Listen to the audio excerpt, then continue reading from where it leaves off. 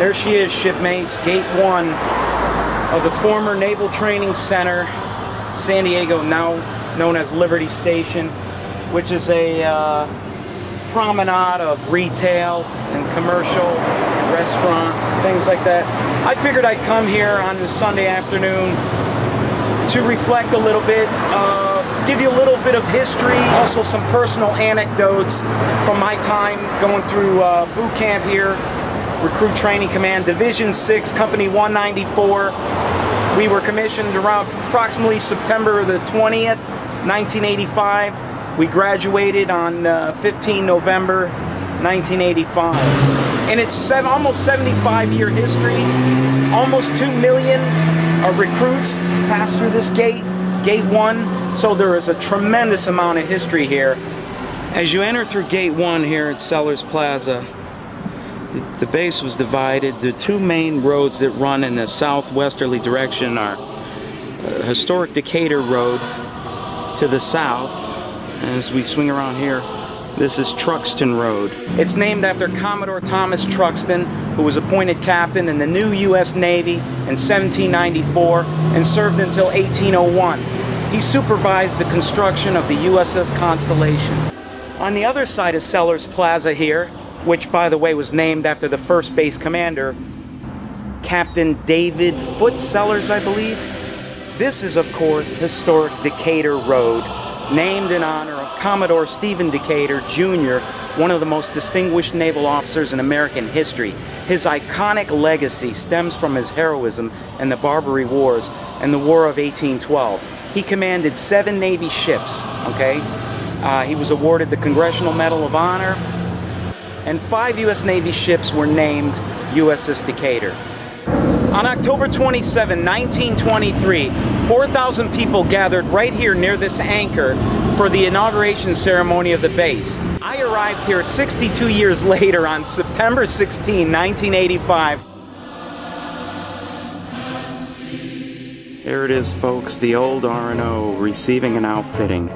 This is where we first came to get our initial clothing issue.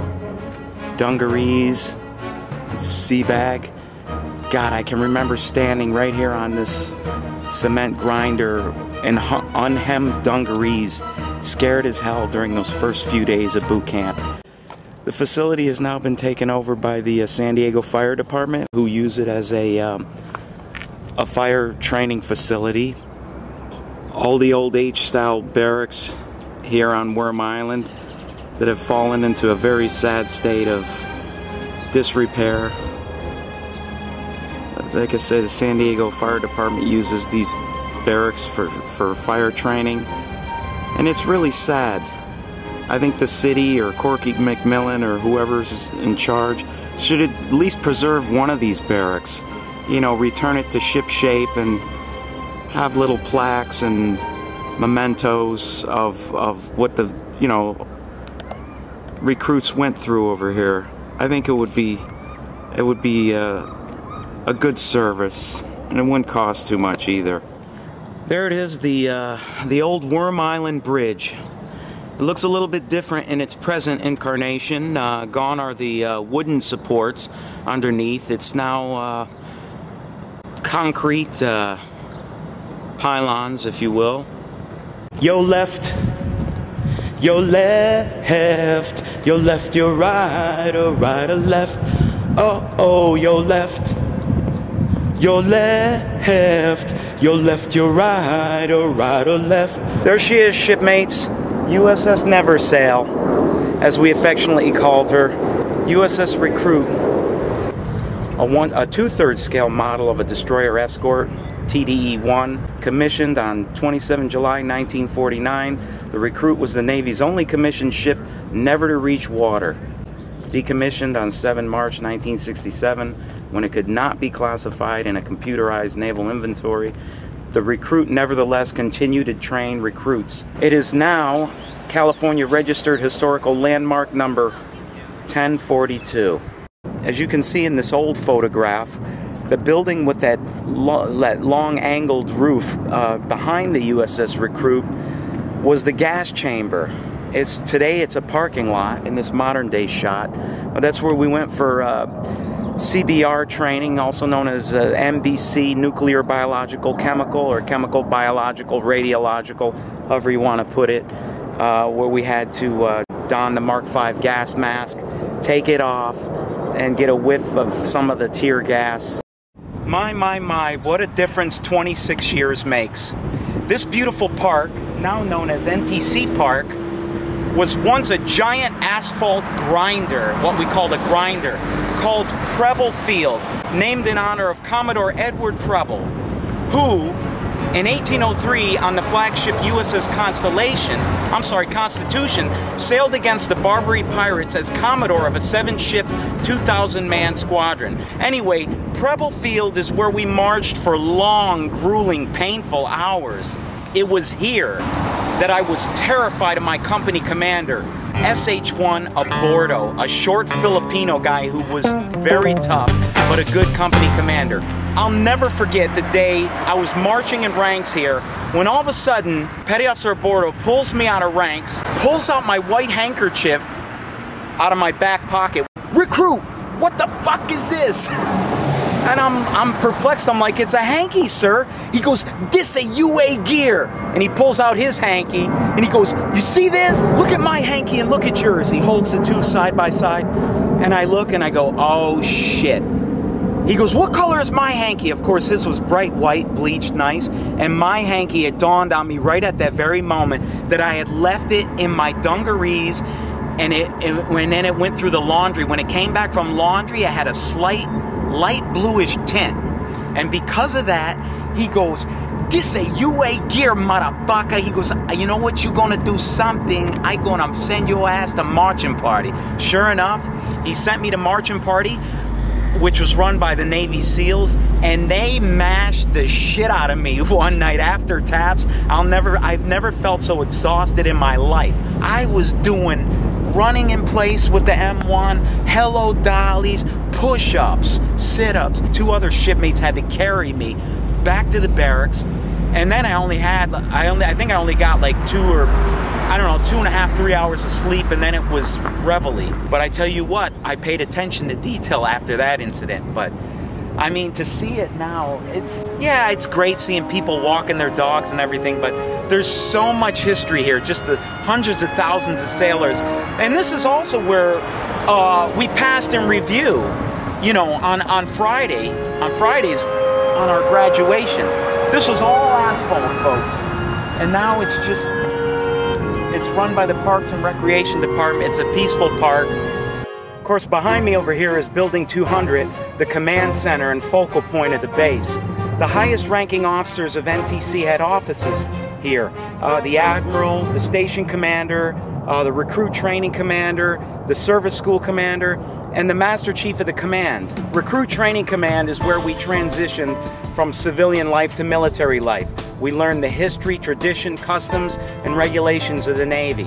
And we received basic instruction in naval skills and subjects like damage control, firefighting, water survival, basic seamanship, small arms training, chemical, biological, radiological survival, etc., etc. And right here was the pool, a large in-ground pool. We had to jump off a 20-foot platform inside into cold water while crossing our arms, just like this. Then you had to tread water or float for 5 minutes. That was a swim test.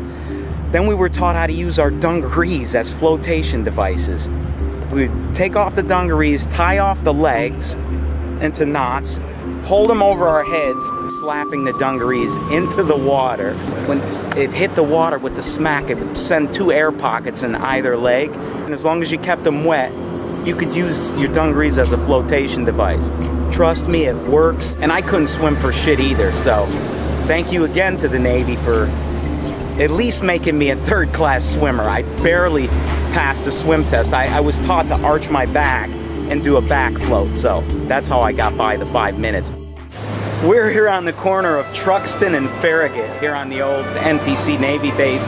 After boot camp graduation, I walked down the street to the Service School Command and commenced 14 weeks naval communication training in this building across the street, the former U.S. Navy Radioman A School, which is now high-tech middle school, Explorer Elementary School. There's a media arts school there. One of the qualifications of RMA school was you had to type these smooth message drafts on a teletype named Fred. Fred was an acronym, stood for Fucked Up Remedial Education Device, and you had to type these drafts at a rate of 900 functions, or 36 words per minute, in 5 minutes with 5 or less errors.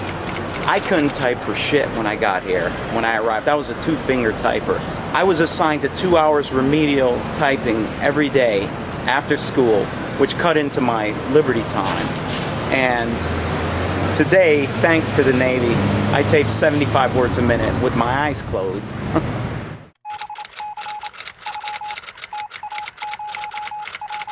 Last but not least is the EM Club, or Enlisted Men's Club.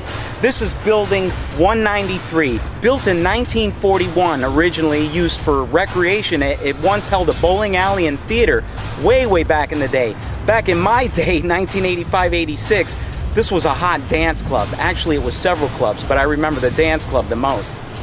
When I was here, the drinking age was 18, and off base it was 21. This place used to pop. Civilian women were allowed in the club, and it was my very first experience with alcohol, with loud nightclubs, and with some classic jams. That mosaic of that sailor right there let you know that this was a place where you could relax and be yourself. And it was all enlisted, up to Chief Petty Officer. There was no officers. The officers hung out at the Admiral Kidd Club. How many times did we all walk through these magnificent passageways, these magnificent corridors with all the arches? You know, to see it just kind of dead silent now, except for the reverberation of my voice, is kind of sad. You know, so much history, so much tradition over 75 years. Just now a faded, not a faded memory, but a distant memory.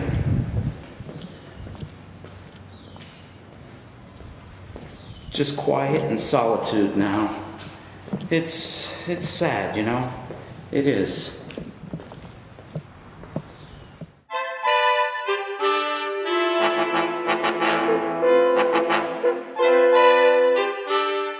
There's going to be a Stone Cold Brewery. World Bistro and Gardens will be opening their second location here late spring of 2012.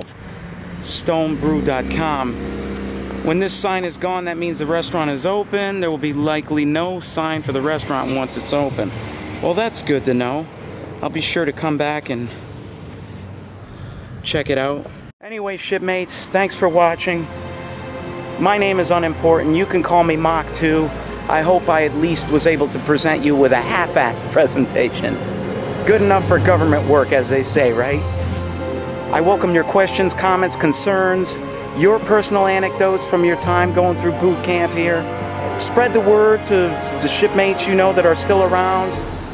We can, you know, we can reminisce together and watch as this place unfolds into something of a monster.